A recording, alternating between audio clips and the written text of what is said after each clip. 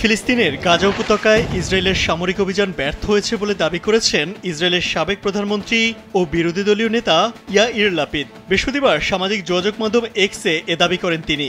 ইসরায়েলের প্রধানমন্ত্রী বেনিয়ামিন নেতানিয়াহুকে গাজায় শিগগিরই অভিযান বন্ধের আহ্বান জানিয়ে তিনি বলেন, গাজায় ইসরায়েল যা করছে তা আর কাজ করছে না। এই যুদ্ধ একটি অচলাবস্থা তৈরি করেছে এবং এখন সময় এসেছে গাজায় সামরিক অভিযান থামানোর। যখন কোনো কৌশল ব্যর্থ হয় তখন তা পরিত্যাগ করতে হয়। 2023 সালের 7 অক্টোবর ইসরায়েলের ভূখণ্ডে ঢুকে অতর্কিত হামলা চালায় গাজা উপত্যকা নিয়ন্ত্রণকারী সশস্ত্র যোদ্ধারা। এলোপাতাড়ি গুলি চালিয়ে 1200 জনকে হত্যার পাশাপাশি 251 জনকে জিম্মি হিসেবে ধরে নিয়ে যায় তারা।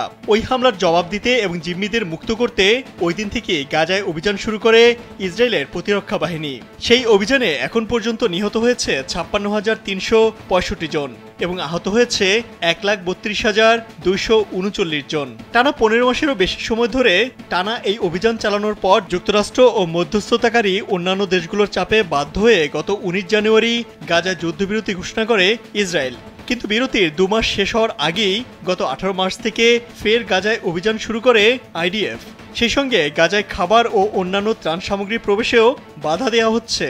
ফলে ভয়াবহ মানবিক বিপর্যয় শুরু হয়েছে গাজায়। যে 251 জন জিম্মিকে হামাসের যোদ্ধারা ধরে নিয়ে গিয়েছিল তাদের মধ্যে অন্তত 35 জন এখনও জীবিত আছে বলে ধারণা করা হচ্ছে। সামরিক অভিযানের মাধ্যমে তাদের উদ্ধার করার ঘোষণা দিয়েছে ইসরায়েল।